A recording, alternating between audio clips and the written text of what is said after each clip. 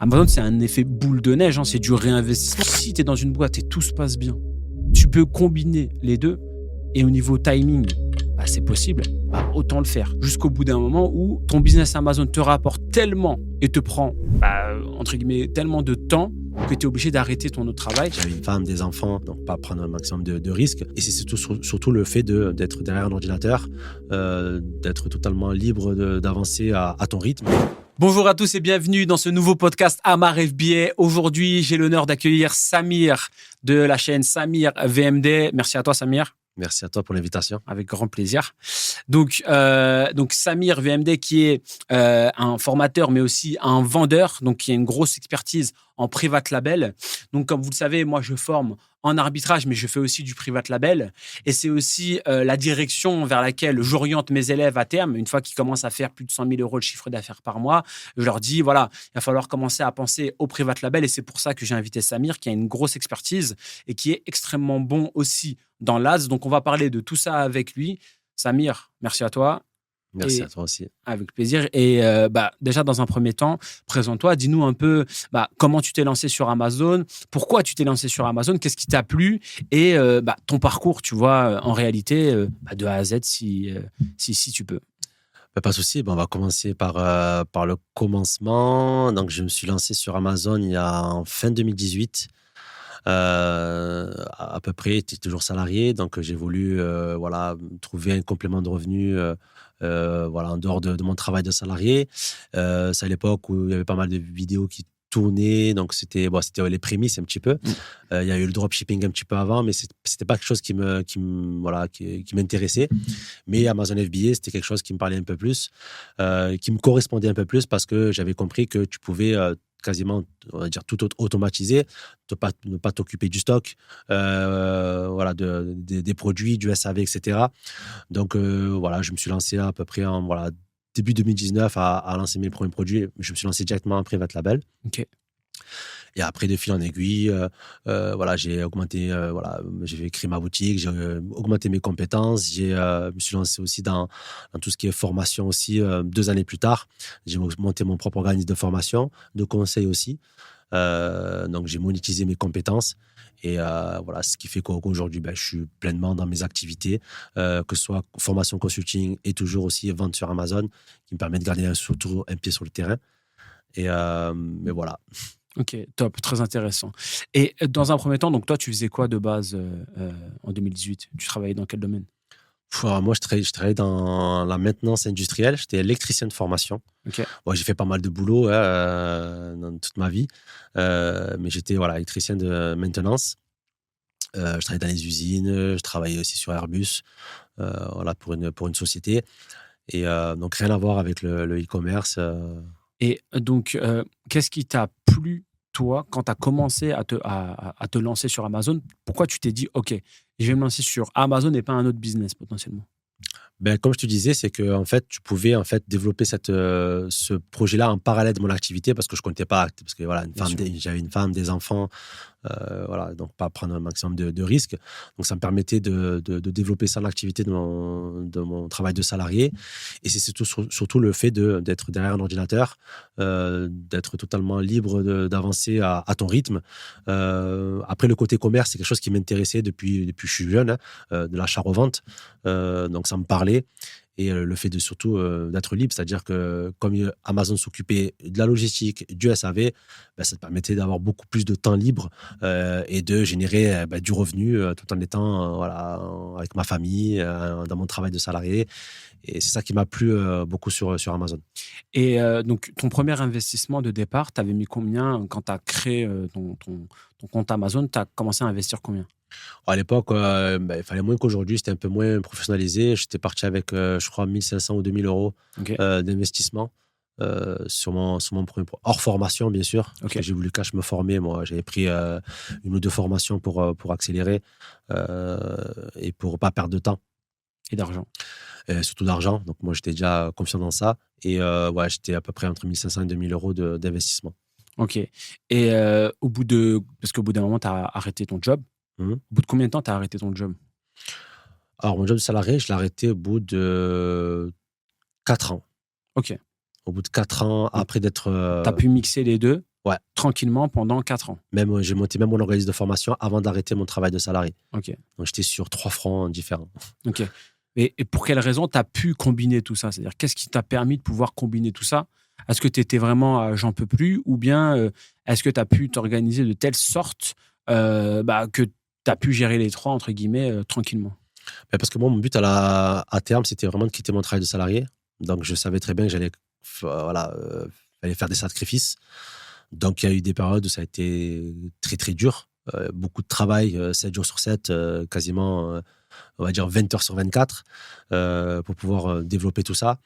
Ensuite, j'ai eu ma troisième activité qui est l'organisme de formation, où j'ai commencé à lancer mon propre programme de formation et d'accompagnement parce qu'il y avait pas mal de sollicitations. Et là où j'ai beaucoup travaillé aussi. Mais après, comme je disais, c'est que Amazon, une fois que c'est lancé, ça prend très peu de temps. Moi, mis à part gérer mes publicités une fois par semaine et mon réassort une fois par mois ou une fois tous les 2 mois, tout dépend des produits, ça me prenait très peu de temps. Donc, ça me prenait 2 à 3 heures par semaine maximum. Donc, ce qui me permettait de bien développer mon organisme à côté, mon programme, et toujours continuer mon travail de salarié où j'avais une place où j'avais quand même pas mal de temps libre aussi également pour pouvoir combiner et faire développer mes business. Totalement. Mais c'est intéressant ce que tu dis parce que c'est vrai que beaucoup de personnes me demandent, et je pense toi aussi, au bout de combien de temps je peux arrêter de travailler, tu vois. Moi, ça dépend vraiment de la situation des personnes et je leur dis très clairement, déjà, ça va dépendre du temps que ça te prend ton travail. Tu sais, il y a des personnes, ils travaillent que 3 jours par semaine, ils font des grosses journées, et donc ils travaillent que 3 jours par semaine. Je leur dis clairement, si tu peux combiner les deux, combine les deux le temps que tu peux. Parce que plus tu touches pas à ton argent d'Amazon, plus tu peux faire grossir ton business Amazon. Parce que Amazon, c'est un effet boule de neige, hein, c'est du réinvestissement. Et plus tu réinvestis et plus tu gagnes, plus tu réinvestis. C'est comme ça qu'il faut penser son business model Amazon. Donc, plus tu peux garder ton business, entre guillemets, longtemps, et en fait, plus ça va être intéressant. Et il y a aussi un autre point, c'est comment tu te sens dans ta société. Tu vois. C'est-à-dire que si tu es dans une boîte et tout se passe bien, tu peux combiner les deux. Et au niveau timing, c'est possible. Autant le faire, tu vois. Jusqu'au bout d'un moment où, en fait, c'est différent. C'est-à-dire que ton business Amazon te rapporte tellement et te prend, entre guillemets, tellement de temps pour pouvoir scaler que tu es obligé d'arrêter ton autre travail. Là, c'est une autre problématique. Je dis souvent, c'est une problématique de riche, tu vois. Et ça, c'est un bon problème, tu vois. Après, ce que tu dis, c'est important. Ça dépend de la situation de chacun. Moi, il faut savoir qu'à la base, il y a une particularité, c'est que moi, je me suis lancé sur Amazon parce que ma femme ne pouvait plus travailler. Donc, il fallait que je trouve un revenu complémentaire sans forcément trouver 2 ou 3 travails parce qu'on a des enfants à charge, etc. Donc, c'est pour ça que je me suis beaucoup dirigé vers Amazon parce que c'est un truc qui me prend très peu de temps, que je peux gérer en parallèle et en fait, si j'aurais voulu, au bout de 12 mois, j'avais remplacé le salaire de ma femme. Donc, si j'aurais voulu vraiment, une personne qui se lance, au bout de 12, en moyenne, c'est 18 mois, 18 mois, aller à la moyenne, c'est entre 18 et 24 mois, on peut remplacer son salaire largement parce que dans le private label, c'est un effet boule de neige, c'est-à-dire qu'il faut réinvestir son capital et ses bénéfices pour faire grossir, et c'est un ensemble de produits qui permettent de vivre de son activité. Ouais, en arbitrage, c'est moins de temps potentiellement, mais par contre, ça demande plus de temps pour pouvoir sourcer, etc. Aussi de monter en compétences. Parce que tu vois, le gros avantage en private label, c'est que une fois que tu as lancé ton produit, entre guillemets, tu dois le piloter, donc la ads, etc. et tout, mais tu ne dois pas forcément réinvestir. Tu vois. En arbitrage, il va falloir réinvestir de façon régulière parce que tu peux être très vite en rupture de stock et atteindre 30 000 euros de chiffre d'affaires, on va dire pour moi, c'est le minimum à partir duquel tu peux te payer. Parce qu'en dessous de 30 000 euros, c'est compliqué parce qu'il va falloir réinvestir. Tu as le besoin en fonds de roulement, etc. Mais à partir de 30 000 euros, tu peux commencer à te verser un salaire. Mais moi, je dis aux gens, si tu peux ne pas toucher cet argent-là et faire en sorte de passer à 50 000 plus rapidement, autant le faire. Et aux 50 000, si tu peux ne pas toucher cet argent-là et passer aux 100 000 plus rapidement, autant le faire, tu vois. Et au bout d'un moment, en fait, tu gagnes tellement que tu sais même plus où réinvestir et tu te dis, ok, je me paye, tu vois. En fait, c'est entre guillemets toujours un bon problème. Moi, j'essaie de faire en sorte qu'ils aient de bons problèmes et pas l'inverse, tu vois. Ouais, après, ce que j'aime répéter souvent, c'est que les gens sont assez impatients. Faut savoir que je leur dis à chaque fois, demandez autour de vous, les personnes qui ouvrent des business physiques, au bout de combien de temps ils se payent, ils se rémunèrent. Et généralement, les personnes mettent des fois 2-3 ans avant de te toucher même pas un SMIC. Alors que là, par exemple, le e-commerce sur Amazon, on peut partir avec un capital, aller même en dessous de 10 000 euros. Et au bout de 18 mois, d'avoir un salaire qui tourne, je veux dire, c'est assez. Après, c'est clair que si une personne elle a 30, 50, voire 100 000 euros à investir, c'est clair qu'au bout de la première commande, elle peut se verser un salaire. Bien sûr. C'est assez relatif. Mais en termes d'investissement et le retour sur investissement par rapport à un salaire, je pense que voilà, c'est assez peu risqué et c'est assez rapide de pouvoir récupérer, voilà, de vivre de cette activité-là. Ok. Et là, si on reprend sur le business Amazon, donc globalement, toi, qu'est-ce qui t'a plu dans le business model Amazon, contrairement aux autres business models e-commerce de façon générale? Pourquoi tu t'es orienté vers là et pas sur un autre business? Tu parles de pourquoi pas une autre façon de faire du e-commerce? Yes. Parce que tu n'as pas besoin de gérer la logistique, le SAV. Une fois que ça tourne, ça te prend très peu de temps. Il faut savoir que le SAV et la logistique, c'est les choses les plus chronophages dans le e-commerce. Totalement. On peut dire ce qu'on veut, c'est ce que les gens délèguent en premier. Mais c'est totalement scalable.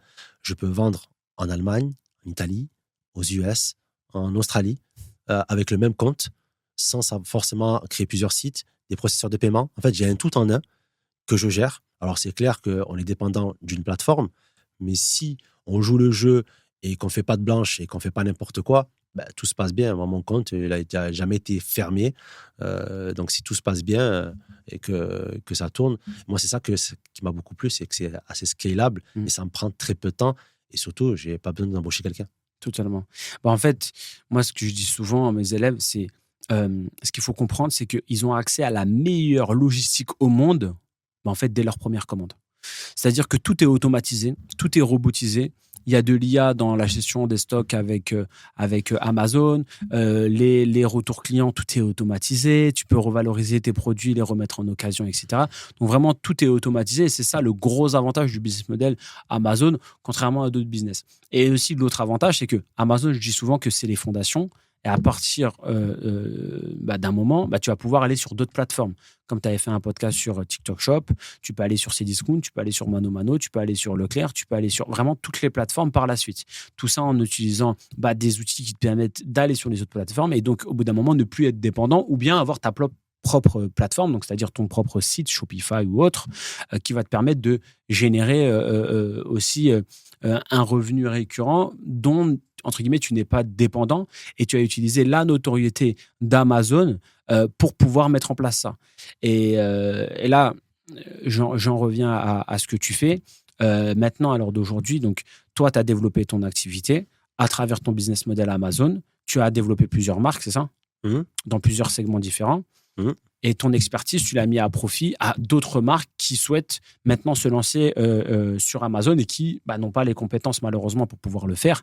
Donc, quel a été ton cheminement par rapport à ça? Pourquoi tu as évolué sur, entre guillemets, un modèle qui prend des marques qui existent déjà et qui les met sur Amazon? Et comment ça se passe à l'heure d'aujourd'hui? Alors, comment ça a évolué? C'est que, en premier lieu, donc, j'avais ma boutique qui tournait. Ensuite, j'ai lancé mon programme de formation. Et ensuite, tu sais, quand tu crées du contenu sur les réseaux, après, tu as des personnes qui te contactent. C'est la force du branding. Et qui se dit, OK, il connaît un petit peu son sujet. Pourquoi pas le contacter pour pouvoir obtenir ses prestations, d'abord ses conseils. Donc, au début, je donnais du conseil. Je ne faisais pas de prestations. Et après, je me suis dit, pourquoi pas me lancer dans tout ce qui n'est pas agence, mais pour pouvoir gérer en fait des comptes Amazon. Ça a été une galère totale. J'ai eu pas mal de déconvenues, mais ça m'a permis de beaucoup apprendre aussi également. Et ça m'a donné une vision de 360. Et après, j'ai pu rencontrer aussi un associé avec qui je collabore aujourd'hui, où je gère sa boutique. Et ça m'a donné pas mal d'opportunités. Mais après, avec le temps et l'expertise, je me suis rendu compte qu'il faut savoir choisir ses projets pour ne pas être dispersé, parce que le domaine de l'agence est totalement différent du domaine de la formation et du conseil. Et il faut savoir aussi accepter les bons clients. Donc voilà, en fait, j'ai monétisé mes compétences et ça m'a permis de toucher à pas mal d'aspects en fait autour de Amazon, et je vis totalement d'Amazon sur plusieurs aspects. Totalement.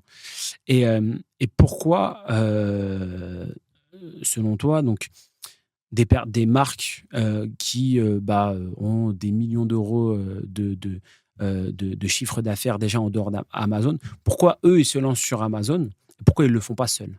Parce que là, en réalité, ils font appel à toi alors que, entre guillemets, potentiellement, les gens se disent ils peuvent le faire tout seuls. Pourquoi ils font appel à des personnes comme toi ou d'autres, tu vois?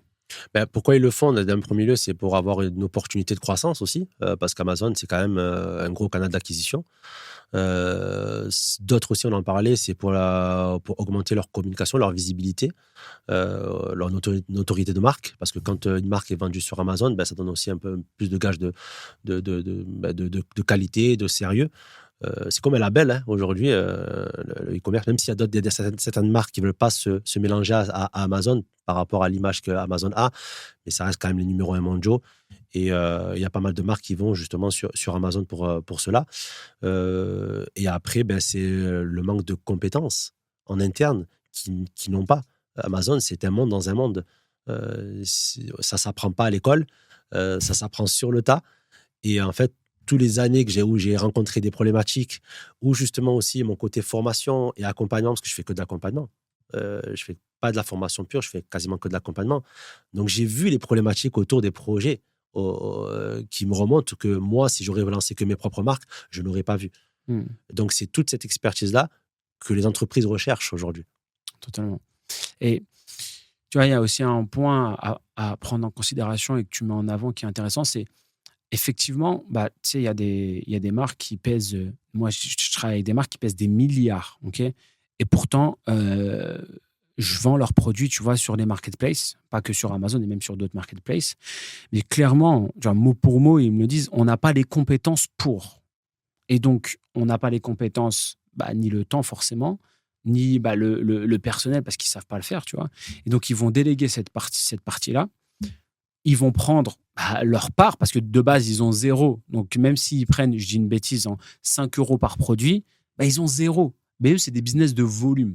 Et donc, à partir de ce moment-là, il faut prendre en considération que, étant donné que eux pèsent des millions, moi je te dis, c'est des groupes, des très gros groupes sur certains segments qui ne savent pas aller sur certaines marketplaces, ou bien, alors là, c'est intéressant aussi, il y a certaines personnes qui disent oui, mais pourquoi ils ne se lancent pas alors avec Amazon, tu vois. Mais le problème, c'est que, en fait, c'est bizarre ce que je vais dire, hein, mais c'est pas parce qu'ils se lancent avec Amazon qu'ils vont forcément percer avec Amazon, parce que tu vois, sur les comptes vendors qui s'occupent de l'image, c'est pas Amazon, tu vois. Carrément, ça peut être comment dire, un désavantage pour eux. Pourquoi? Parce que ils vont plus décider du prix, parce que c'est Amazon qui vend. Donc, ils peuvent potentiellement casser leur prix et ça va impacter quoi? Leur business ailleurs. Et c'est pour ça que, tu sais que moi, j'ai aussi une agence, mais c'est pas moi qui, entre guillemets, opère. C'est-à-dire, moi, je m'occupe de la partie stratégie et c'est eux qui délèguent. On filtre aussi les personnes qui rentrent. Et en fait, pourquoi ils travaillent avec nous alors que la plupart, c'est quoi? Ils sont sur vendor, ils passent sur seller. Tout simplement parce que, en fait, ils n'ont pas la main sur le prix des produits. Ils peuvent gérer que le branding, mais en fait, que tu gères le branding sur le vendor ou sur le seller, autant le prendre sur le seller et marger plus. Tu vois. Et tes clients, par exemple, dans les magasins, dans les autres canaux de distribution, ne vont pas, entre guillemets, se plaindre en se disant « Ouais, mais sur Amazon, vous le vendez à temps. » Ça, c'est aussi une grosse problématique. Et un autre point aussi extrêmement important, c'est que tu peux atteindre des pays que tu ne peux pas atteindre directement grâce à Amazon. Je sais pas, moi, si je te dis, vas-y, vends en Suède, là, et débrouille-toi, bonne chance. Alors que sur Amazon, en un envoi, tu l'envoies en France, c'est bon. Ton produit, il peut être vendu en Suède. Certes, ça a un coût, mais ça coûte beaucoup moins cher que si toi, tu l'opérais tout seul. Tu vois. C'est clair que le pan-européen, c'est une opportunité de fou. Ça te permet de toucher d'autres marchés. Et généralement, moi, je parle de l'Europe, le mode de consommation en Allemagne, en Italie, en Espagne, c'est à peu près le même que la France. Si on reste des Occidentaux, on consomme plus ou moins de la même chose. Donc, ça te permet de multiplier ton chiffre d'affaires avec un seul produit, une seule listing, et de ne pas devoir t'occuper aussi de tout ce qui est fiscalité, tout ce qui est logistique, tout ce qui est envoi. Donc, Amazon a cette force de frappe de logistique que les grandes marques aiment beaucoup. J'ai une personne qui travaille avec moi qui gère une grosse agence aussi autour des produits en fait cosmétiques. Ils font plusieurs millions d'euros par an. Et il me disait en fait que ils étaient en vendeur auparavant et ils sont repassés en seller. Et c'est lui qui gère tout l'opérationnel. Et ils ont préféré passer par augmenter leurs compétences en interne pour pouvoir encore beaucoup mieux marger et décider des prix. Comme tu as dit, décider des prix. Parce que quand tu passes par un vendeur, tu n'as pas la maîtrise sur les prix. Et ça peut fausser en fait aussi, si tu as un site en dehors, ça peut fausser le client. Exact. Et de se dire, OK, ben en fait, il est moins cher sur Amazon que sur son propre site ou vice-versa. Et ça peut dégrader l'image du produit. Et c'est pour ça que, par exemple, tu as des marques comme Nike ou Apple, à un moment donné, qu'ils ont refusé de vendre sur Amazon. Ils se sont retirés, même si Apple est toujours présent, parce que ça a faussé leur image. Ouais. Tu peux expliquer brièvement c'est quoi la différence entre vendor et seller pour les personnes qui ne connaissent pas du tout la différence? Alors, le compte vendor, en fait, c'est Amazon qui va démarcher la marque pour pouvoir récupérer en fait, la gestion en fait, de son catalogue. Donc, ils ont des outils en interne et ils vont tout gérer au niveau du pricing, au niveau du branding. Et c'est Amazon qui s'occupe de tout, monnayant quand même une commission ou un fixe, ça dépend des contrats. Et donc, ça veut dire que la marque donne tout à Amazon, c'est Amazon qui gère. C'est pour ça que des fois, on voit une marque expédiée par Amazon et vendue par Amazon, alors que c'est pas une marque d'Amazon. Alors que le compte seller, là où c'est nous, c'est la marque en elle-même qui crée son compte seller central, son compte pro, et qui gère elle-même tout de A à Z, tout simplement. Ok. Et donc, il y a certains avantages à être en vendor, c'est que tu fais du volume.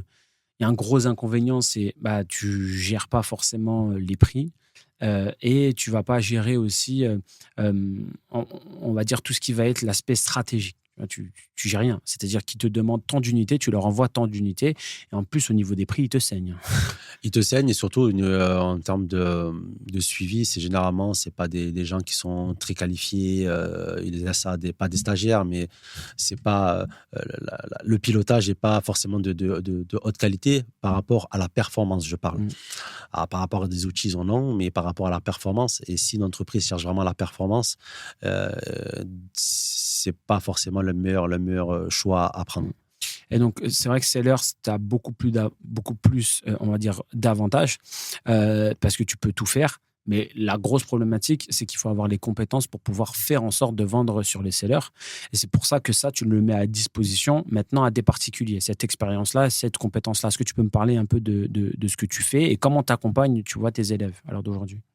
Tu parles au niveau de quoi? Au niveau d'agence ou au niveau de la formation? Non, au niveau de la formation. Au niveau de la formation, alors ça dépend de la personne, à quelle étape elle est, parce qu'on accompagne des personnes qui sont totalement débutants, qui ne connaissent rien du tout à Amazon. Donc, on les accompagne de la création de leur entreprise jusqu'au lancement de leurs produits, généralement, pour qu'ils puissent avoir toutes les bases nécessaires pour être totalement autonomes derrière, en passant par tout ce qui est administration, ensuite choix du produit, positionnement, sourcing, après marketing et lancement de produits avec la publicité derrière. Ensuite, il y a d'autres personnes qui, par exemple, vendent en dehors d'Amazon, qui veulent utiliser le canal de distribution d'Amazon. Donc, ils ont déjà tout le branding déjà installé. Là, on va aller un peu plus du direct. On va les aider à créer leur compte Amazon, savoir faire une analyse de marché pour le calcul de rentabilité. Et après, c'est plutôt l'aspect lancement de produits et ads, publicité, où là, on va mettre beaucoup plus l'accent pour pérenniser en fait leur ranking sur le long terme. Ok. Là, en gros, à l'heure d'aujourd'hui, est-ce que tu penses que une personne seule peut se lancer sur Amazon en faisant du PL, en partant de zéro? Est-ce que pour toi, c'est possible? Et si, entre guillemets, c'est possible, combien de temps ça va prendre? Quand tu dis en partant de zéro, c'est-à-dire zéro compétence? Zéro compétence. D'accord. C'est devenu très compliqué. Aujourd'hui, comme je dis souvent, il n'y a plus de place à l'amateurisme. C'est plus comme en 2018 ou 2017 où on pouvait lancer un produit qu'on a sourcé sur Alibaba et on suffisait juste de mettre un logo et c'est parti. On pouvait avoir récupéré des parts de marché. Aujourd'hui, c'est beaucoup plus professionnel. Même la plateforme d'Amazon est devenue beaucoup plus exigeante qu'avant. Donc aujourd'hui, partir de zéro, c'est assez compliqué. Je le vois, je récupère des fois des personnes qui rentrent dans mon programme de formation et qui se sont lancés par eux-mêmes et qui ont fait pas mal d'erreurs et qui leur ont coûté beaucoup d'argent pour certains. Donc partir de zéro, je trouve c'est très compliqué. Tu sais, j'ai des personnes tous les jours au téléphone qui sont intéressés pour se lancer sur Amazon et qui, même des chefs d'entreprise, qui ont vu que ça leur prend beaucoup de temps, ne serait-ce rien que pour ouvrir un compte Amazon.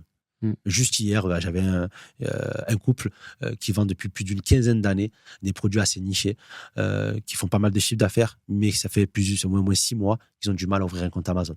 Oui, parce que si tu sais pas qu'est-ce que Amazon attend de toi, bah en fait, tu vas pas donner, entre guillemets, les bonnes informations, les bons documents. Mais des fois, c'est des trucs bêtes. Mais en fait, si tu sais pas, tu vois, il y a une personne dans ma formation, là, dernièrement, au dernier coaching, il m'a dit, mais comment on pouvait savoir ça, en fait? Comment c'est possible de savoir ça? Ils te le disent pas, Amazon. Bah oui, mais c'est pour ça, en fait, que tu es là. C'est pour ça que tu es là dans le coaching, parce qu'il y a certains points, entre guillemets, qui, tu sais, au moins, il y a un moment, tu es parti au séminaire Amazon ou pas? Chez Amazon, au siège d'Amazon. Non. Et en fait, ils vendent aussi une formation en interne, tu vois. Donc, ils voulaient aussi nous vendre une formation en interne, tu vois, là-bas. Et moi, donc, à la fille là-bas, je lui ai répondu que j'ai jamais autant appris en dehors d'Amazon que chez Amazon. C'est-à-dire Amazon, entre guillemets, ils m'ont juste montré, OK, tu as vu même les tutos Amazon, tu vois, ils sont rigolos. Ouais. Ils te disent, OK, faut faire ça, ça, ça. Mais en fait, on te montre pas du tout comment faire. C'est-à-dire, on te dit la théorie, mais jamais la pratique. Et c'est là la problématique, c'est qu'on te dit, bah, OK, il faut, par exemple, pour vendre en pan-européen, il faut avoir un numéro de TVA. OK, mais chez qui, quoi, comment je le déclare, tu vois. Tous ces points-là, ils ne sont pas pris en considération. Ajoute une variation. Comment ça? Essaie d'ajouter une variation sans formation. Oh non, c'est mort. Ouais, une variation, c'est un exemple, ouais. Une variation. Mais des cas comme ça, il y en a plein.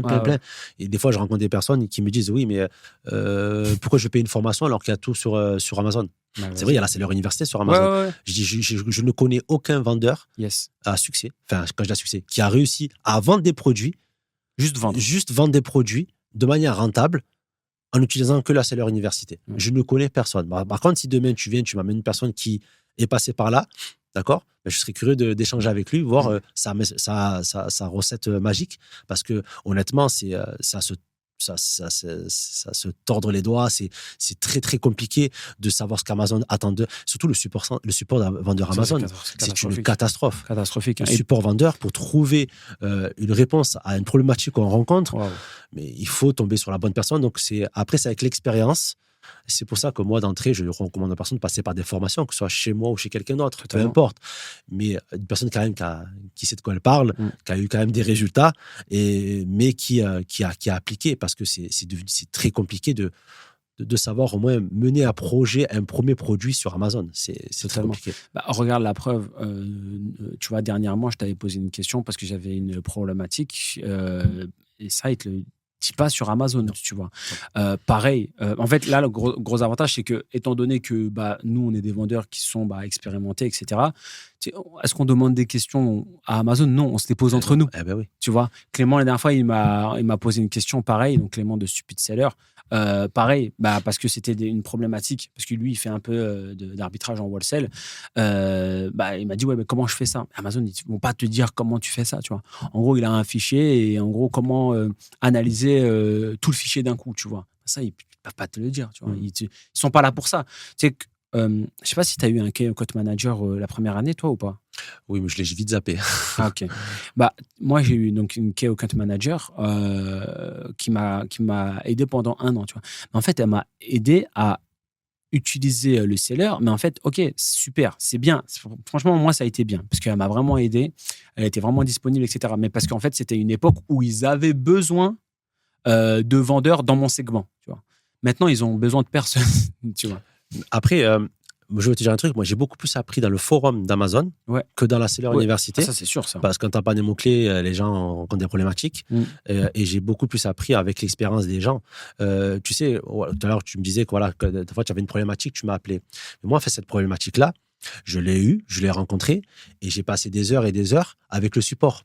Et en fait, pourquoi des fois les gens te disent, ouais, pourquoi ça coûte aussi cher une formation et un accompagnement? Parce qu'en fait, tu vas payer toutes les heures et les problématiques que les formateurs ou les vendeurs ont rencontrées pour pouvoir te les faire gagner. Exact. Donc, c'est pour ça que les personnes disent, ouais, mais ça coûte de l'argent de se faire. Mais oui, ça coûte toutes ces années, ces heures et ces semaines de galère dont on a résolu, qui te permet, toi, de gagner du temps. Exactement.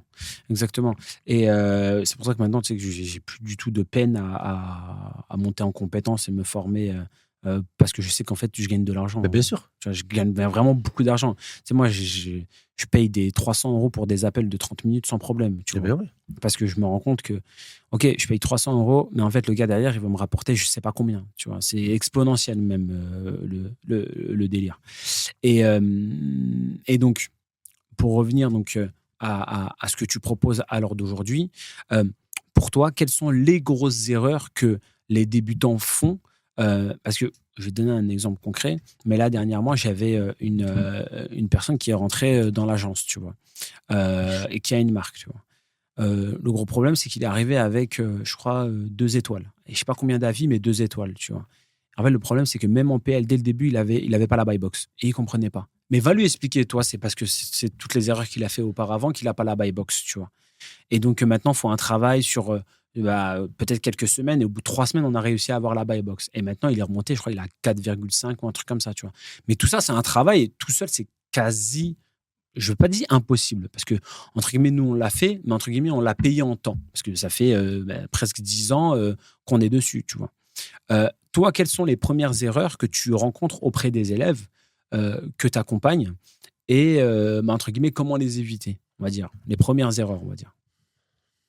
Avant qu'ils arrivent? Ouais. Alors, je vais parler pour ceux qui sont déjà lancés leur projet, qui viennent chez moi, pas ceux qui démarrent de zéro. C'est de pas faire d'analyse, de pas regarder les datas. Beaucoup de personnes lancent des produits pensant que ça va se vendre sur leur intuition, alors que en fait sur Amazon c'est un jeu de data. On fait une étude de marché en amont et il y a des indicateurs clés, des KPI qui nous disent si c'est un red flag ou pas, s'il faut pas y aller. Donc déjà d'un, de pas connaître ses datas. De deux, de pas connaître sa rentabilité. Beaucoup de personnes lancent des produits. Au final, ils sont pas rentables. Soit ils sont pas rentables, soit ils sont très peu rentables et ils ont pas pris en compte, par exemple, nous en PL, le coût publicitaire, Yes. le coût marketing. Le coût marketing est très important. Ou les produits que tu vas donner quand tu vas faire ton lancement de produit.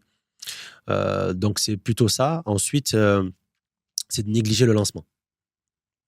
Négliger le lancement, ça, c'est ce qui revient souvent. Ouais. Le lancement, pour moi, c'est un truc assez particulier où je les brief en amont. Il y a tout un process à respecter si tu veux vraiment réussir ton lancement. Mais c'est de négliger, c'est-à-dire une fois qu'ils ont fait quand même pas mal de travail, de sourcing, négociation, recherche produit, fiche produit, etc. Et dès que le produit arrive, ils se disent, bon, c'est bon, ça y est, je me repose sur mes lauriers, ça y est, ça va se vendre. Ben non, c'est là que le combat commence. En fait, il y a une préparation à faire en amont et la maîtrise de la visibilité, de la publicité, pour moi, est primordiale. Ouais, ça, c'est une partie que tu pousses vraiment. Donc, c'est une de tes spécialités aussi, l'Ads. Donc, l'Ads sur Amazon, en gros, vous avez de la publicité sur Amazon pour pouvoir booster les produits.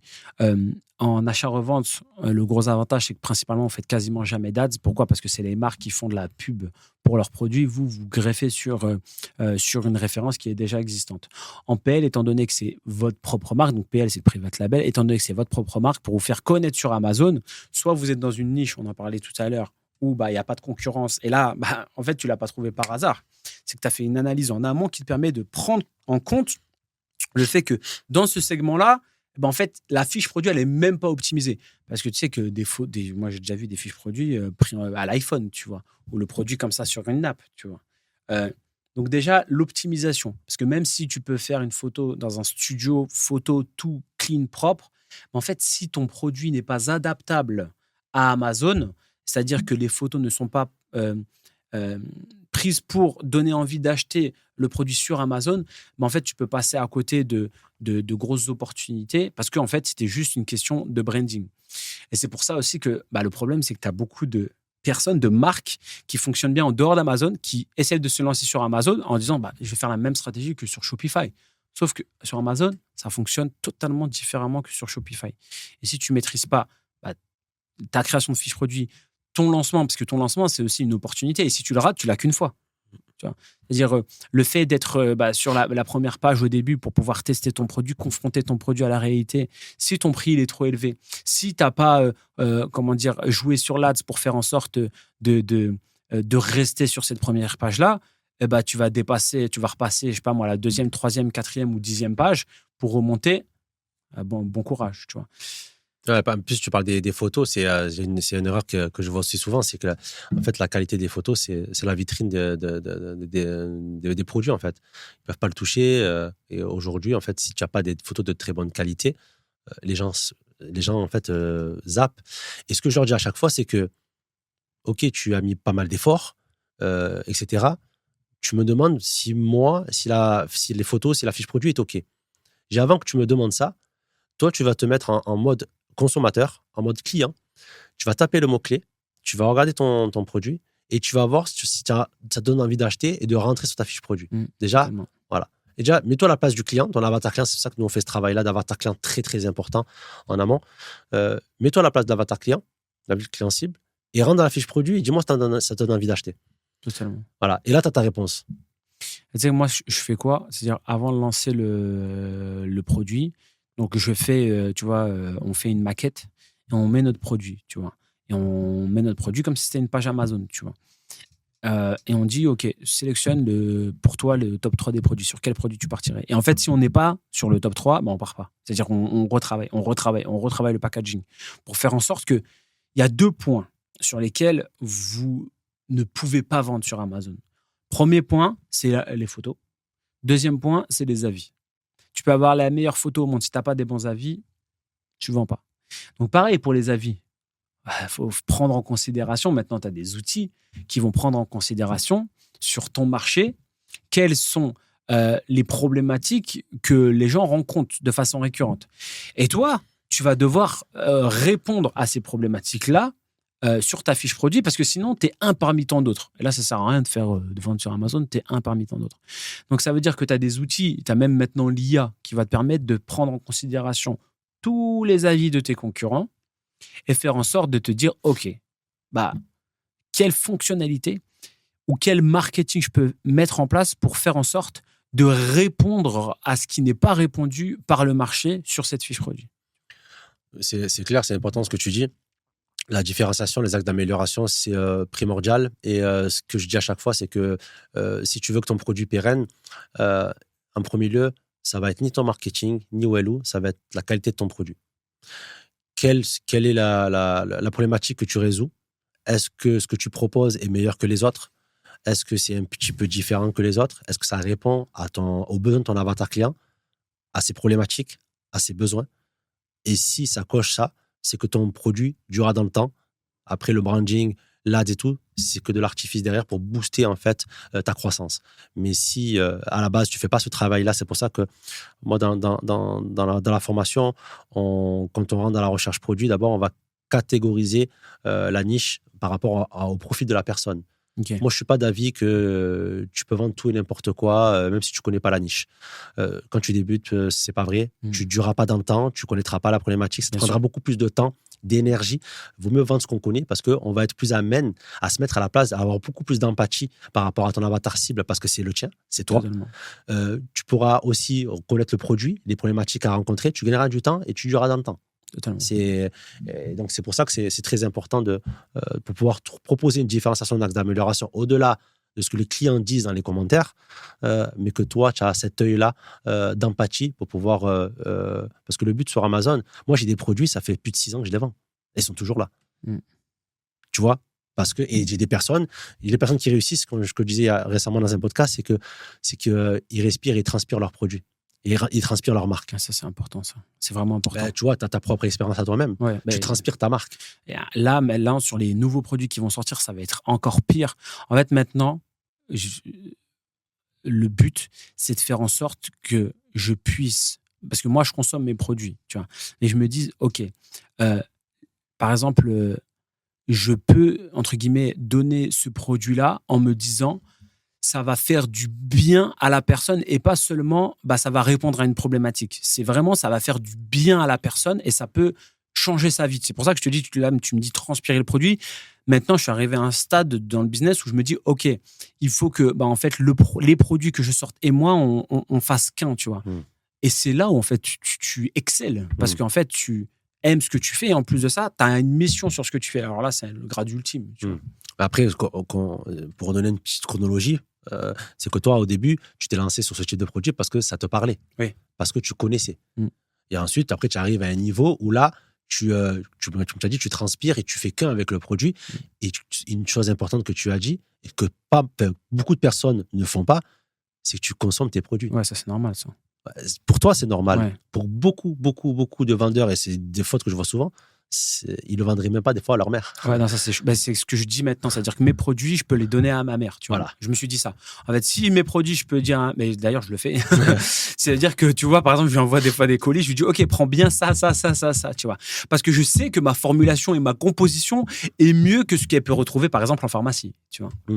Donc, c'est très important. C'est ce qui permet après de créer un réel actif qui vaut pas mal d'argent et qui te permet plus tard de faire un exit et faire pas mal de capitalisation derrière quand tu sors aussi.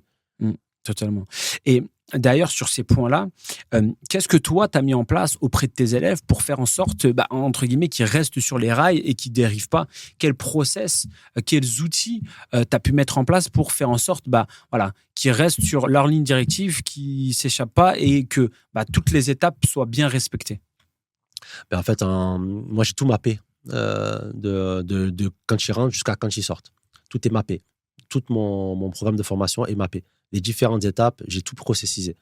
Donc, c'est un travail de fond que j'ai fait pendant plusieurs mois, après la maturité de plusieurs années de mise à jour de formation, bien sûr, parce que le chemin, on le fait tous les jours. Donc, à un moment donné, j'ai pas standardisé parce que chaque projet est différent, mais il y a des moments clés qui sont propres à tout le monde. Donc, on a mis en place des tableaux de suivi qui permettent de segmenter les différentes étapes à suivre parce que toi qui es dans la formation maintenant, tu le vois et tu le verras. Chaque personne est différente, a une approche différente, comprend différemment. Et le fait de s'adapter à la personne, ne pas lui donner trop d'informations aussi, c'est ce qui permet une meilleure assimilation en fait, de ce que tu dois mettre en place et aussi un meilleur suivi jusqu'au bout du projet. Parce qu'il y a beaucoup de personnes qui arrêtent entre-temps, d'autres personnes qui stagnent parce qu'ils n'ont pas assez de clarté et ils ont trop de formations. Aujourd'hui, on est dans une ère, on est en surinformation, une obésité de l'information, entre tout ce qui est les sollicitations qu'on peut avoir aussi en dehors de notre projet, une vie de famille, travail, plein de choses.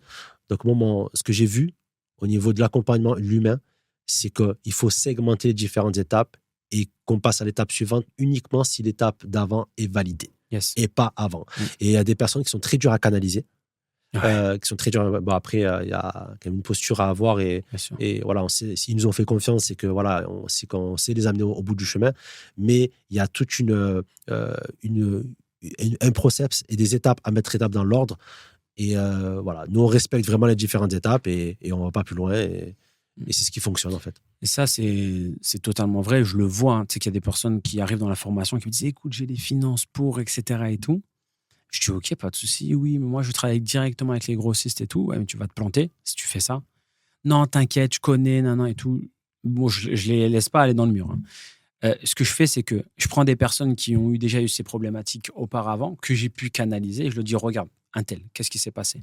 Et là, il va lui dire « Non, faut pas faire ça. Si j'avais fait ça, etc., je me serais planté potentiellement, etc. » et tout. Donc, je leur montre par A plus B que ce qu'il veut faire, c'est une erreur, tu vois. Même si ça peut marcher, c'est vrai. Et aussi, j'ai un système de niveaux. Donc, niveau 1, niveau 2, niveau 3, niveau 4, où il y a des classes. Donc, c'est vraiment des coachings spécialisés sur des classes. Où, en fait, là, ça permet de ne pas voir, par exemple, le niveau 2, le niveau 3, le niveau 4. Ils ne pourront pas avoir au niveau 1 et ça permet de voir uniquement ce qui est utile. Parce que, comme tu le dis, le problème, c'est que quand tu vois trop de choses, en fait, tu es perdu, tu ne sais pas par où commencer. Et là, en fait, j'impose le fait qu'ils arrivent étape par étape. Et ce que tu fais, c'est extrêmement bien. Et tu m'avais parlé aussi d'un outil IA qui te permet aussi de faire en sorte d'avoir ta roadmap pour les élèves, ce qui leur permet de faire en sorte d'éviter de dévier dans leur accompagnement. C'est ça, j'ai développé en interne certains outils IA, c'est des GPTs, ChatGPT, qui les aident sur certains points, par exemple la création de fiches produits, le listing, l'avatar client, etc. Et d'autres sur les différentes étapes à mener. C'est-à-dire qu'ils peuvent poser des questions, mais à un moment donné, ils seront à l'étape 1 ou à l'étape 2. Ils resteront à l'étape 2 et ils ne pourront pas avoir accès à l'étape 3, l'étape 4, l'étape 5. Même si les personnes ne nous écoutent pas, les personnes qui te disent non, je fais pas, mais ils font quand même, ben, ils se brûlent de même en fait le cerveau, parce qu'en fait le cerveau est très vicieux et très feignant. C'est-à-dire que si ton cerveau n'a pas besoin d'informations, par exemple tu es en recherche produit et que tu es en train de regarder le chapitre ou le moment du sourcing ou du lancement de produit de la publicité, ben, ça va rentrer dans une oreille, ça va ressortir de l'autre parce qu'il n'en a pas besoin. Exact. Et donc il y a une phrase qui est en anglais qui est learn in time, ça veut dire tu apprends ce que tu as besoin à l'instant T. Tu apprends justement ce que tu as besoin à l'instant T. Et c'est ce que je leur dis, je leur bassine avant de commencer la formation. Et des fois, je fais des rappels pendant la formation et le suivi. Ouais, totalement. Mais ça, c'est extrêmement important parce que sinon, en fait, tu lâches. En fait, parce que des fois, quand tu vois toutes les étapes, tu te dis waouh, mais je vais jamais y arriver. Tu vois, c'est comme tu vois, quand on était en cours et tu as ton mémoire à faire, si tu le fais d'un coup, c'est compliqué. Tu vois. Mais le fait de le structurer, et de toute façon, ça c'est comme ça dans tous les projets, hein, il faut le faire entre guillemets étape par étape et tu coupes entre guillemets ton camembert pour faire en sorte que ça soit beaucoup plus digeste pour toi. Tu vois. Fait. Et il y a aussi un autre aspect que je voulais voir avant de terminer, c'était l'ADS. Donc, c'est voilà, un domaine où tu as une très grosse expertise. Donc, l'ADS aussi bien sur Amazon que dehors d'Amazon, on en a parlé tout à l'heure. Pour toi, quelles sont les grosses erreurs à l'heure d'aujourd'hui dans l'ADS et pourquoi il est primordial de ne pas faire n'importe quoi et quels sont les risques de faire n'importe quoi en lançant des ads comme beaucoup ont pu le faire au début? Ben, en fait, pour moi, les ads, si tu veux, ça te permet d'avoir une visibilité et c'est comme un phare. Ça t'éclaire. Mais si tu fais de l'ads sans savoir ce que tu fais, en fait, ce que tu vas faire, c'est que tu vas juste brûler du cash et tu vas prendre des décisions uniquement sur tes émotions. La data, c'est ce qui prime. En tant qu'e-commerçant, même en tant que chef d'entreprise, un chef d'entreprise connaît ses chiffres. Un e-commerçant connaît ses chiffres. Et si tu ne sais pas ce que tu fais, si tu ne connais pas tes chiffres, tu ne sais pas où tu vas. Moi, je forme des professionnels. Je ne forme pas des personnes à faire ça en job à côté ou on va dire ça en plaisir, quoi, en amateur. Donc, les erreurs que je vois souvent, c'est que tu lances des campagnes en automatique. C'est-à-dire, tu vas laisser à Amazon le soin de gérer en fait où positionner ton produit et tu te contentes que de ça. Alors que en fait, sur Amazon, il faut savoir que les gens achètent des mots-clés, achètent des requêtes de recherche. Ils n'achètent pas des produits. C'est pas comme sur TikTok où ils peuvent scroller ou dans un magasin physique où ils font du shopping, c'est tout déjà tracé. Les gens, quand ils viennent sur Amazon, ils savent ce qu'ils veulent. S'ils veulent acheter un micro noir, ils vont taper micro noir. Il ne va pas commencer à taper téléphone Samsung, je sais pas, fourchette, et après tomber sur un micro noir. C'est-à-dire que toi, il faut que tu crées des campagnes pour cibler les mots-clés par rapport à ton produit. Après, je ne sais pas si tu veux qu'on rentre dans le détail technique et tout, mais moi, ce que je préconise, c'est ce que j'ai appris, c'est ce qui fonctionne sur le terrain, c'est-à-dire faire une campagne auto et ensuite une campagne expression exacte. L'expression va aller chercher des variantes et l'exact, c'est les mots-clés exacts de tes produits qui ont déjà fait des ventes où tu vas les pousser un peu plus et tu vas segmenter les différentes campagnes et tu vas mettre en négatif tous les mots-clés, en fait, si ils ont fait une vente en auto, ben, tu les mets en négatif, tu les mets en expression en exact. Si tu as fait une vente en expression, tu la mets en exact et tu la mets en négatif. En fait, c'est une méthodologie, pour être clair, des vases communicants pour pas rentrer en compétition les différentes campagnes. Et c'est là où tu vas optimiser en fait tes campagnes publicitaires, être le plus visible possible, donner le plus de chance à ton produit pour être là. C'est comme une toile, hein. Tu vas tisser une toile avec beaucoup de points de contact et le but, c'est que tu sois visible le plus possible parce que si sur Amazon, tu n'es pas visible, tu ne pourras pas vendre. C'est mort. Surtout qu'à l'heure d'aujourd'hui, ce qu'il faut prendre en considération aussi, c'est que en fait, tu te rends compte que Amazon, tu vois, c'est un burger. Un burger sur ta page, entre première page, c'est l'ADS.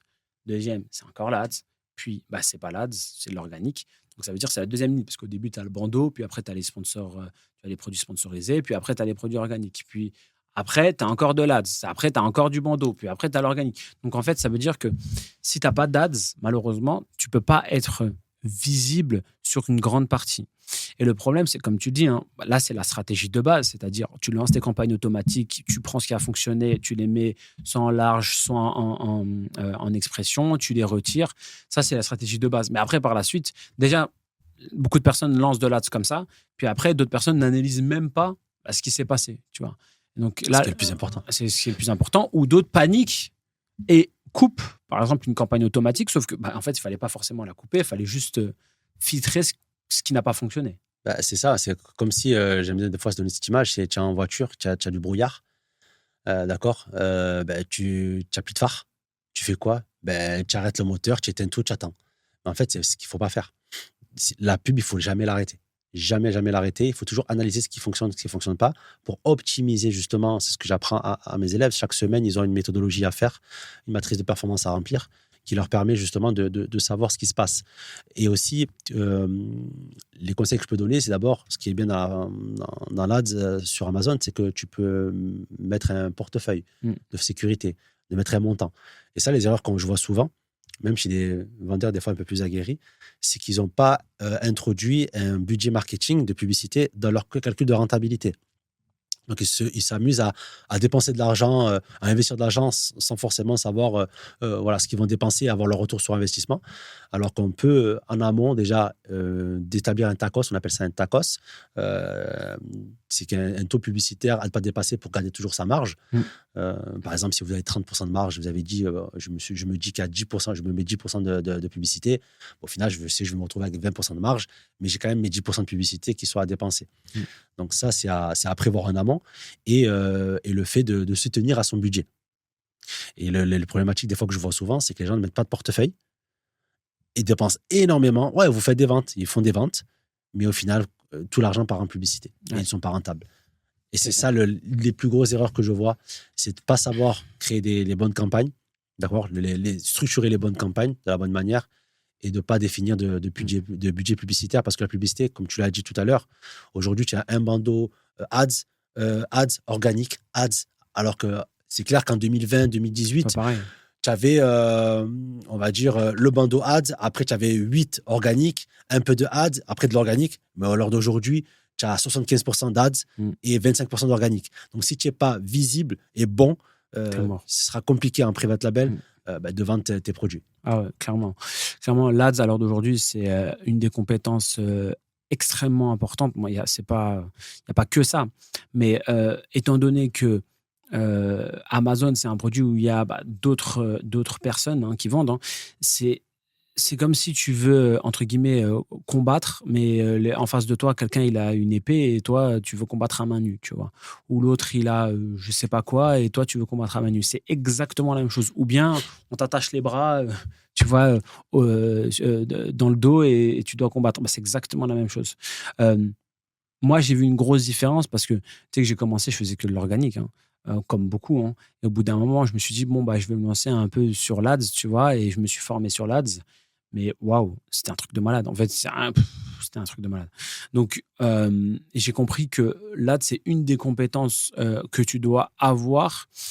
Sinon, même si tu la délègues, tu vois, il faut savoir ce que tu délègues, c'est-à-dire quelle stratégie tu dois mettre en place, tu vois. Comme moi, à l'heure d'aujourd'hui, l'ADS, elle est en grande partie déléguée, mais je lui dis, je veux ça, ça, ça.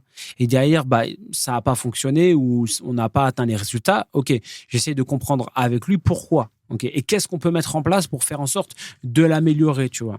Mais si tu délègues ça et tu n'as pas les compétences, c'est comme moi au tout début, quand j'ai délégué le référencement, c'était catastrophique. Puis après, donc c'est pas sur Amazon, sur mon site e-commerce. Et quand j'ai compris en fait le référencement, je suis rentré en profondeur dans le référencement. Là, je l'ai délégué. Déjà, la personne, tu vois si elle est compétente ou pas. Déjà, ou si t'arnaques. Et à partir de ce moment-là, tu lui donnes aussi la directive que tu n'as pas le temps de faire et la direction que tu souhaites atteindre et l'objectif. Mais si tu ne sais pas comment faire, malheureusement, là, tu vas droit dans le mur. Et ça, c'est pareil pour toutes les compétences. Même si demain, par exemple, du montage vidéo, okay, c'est une partie que tu as déléguée. Mais tu connais les bases, tu connais la vision, tu sais ce qu'il faut faire, et ce qu'il ne faut pas faire. Donc, ça veut dire que tu vas pouvoir driver. Mais si tu ne sais pas du tout ce qu'il faut faire, malheureusement, tu vas déléguer, tu vas droit dans le mur et tu ne peux pas réajuster. Tout à fait. Moi, je suis d'école que je peux faire déléguer ce que je n'ai pas maîtrisé, mais ce que je connais. Parce que, comme tu as dit, tu ne sais pas si la personne est compétente ou pas, si elle te raconte des bobards ou de la merde ou pas. Derrière, tu peux avoir la même prise dessus. C'est-à-dire que si demain, en fait, en tant que chef d'entreprise, on a le contrôle normalement de son entreprise. Parce que personne fera les choses mieux que nous. Oui. En tant que chef d'entreprise, pour moi, c'est primordial que si demain, j'ai mon monteur qui me lâche, j'ai une autre personne avec qui j'ai délégué certaines choses, me lâche, ben, je peux reprendre les rênes. C'est-à-dire, mon chiffre d'affaires, mon revenu ne dépend pas d'autres personnes. Ça veut dire que c'est quand même une soupape de sécurité, le fait de pouvoir déléguer, mais de comprendre la chose. Et là, l'ADS, c'est très important pour moi de maîtriser au moins les bases. Si tu n'as pas les bases, tu sais, j'ai récupéré pas mal des fois de comptes, de gros comptes d'entreprises qui se faisaient déléguer la partie ads à de grosses agences, où quand j'ai repris le compte et audité le compte, on était à perte. On était à perte. Je dis, mais vous avez payé des milliers d'euros en termes de gestion, tout ça, pour être à perte. Oui, mais on nous a dit qu'on faisait du chiffre d'affaires. OK, mais il y a du chiffre d'affaires, mais est-ce qu'il y a du bénéfice derrière? Mais ils ne calculent pas ça la plupart du temps dans les agences. C'est-à-dire que dans les agences, moi, même nous, on le voit, hein, dans les agences, la plupart du temps, ce qu'ils font, c'est que, OK, tu fais du chiffre, OK, tu gagnes de l'argent, mais entre guillemets, hein, ce qu'ils prennent, eux, pour pouvoir mettre en place ça, ils ne le prennent pas en considération dans la marge. Entre guillemets, c'est à vous de mieux gérer, tu vois. En gros, c'est leur responsabilité.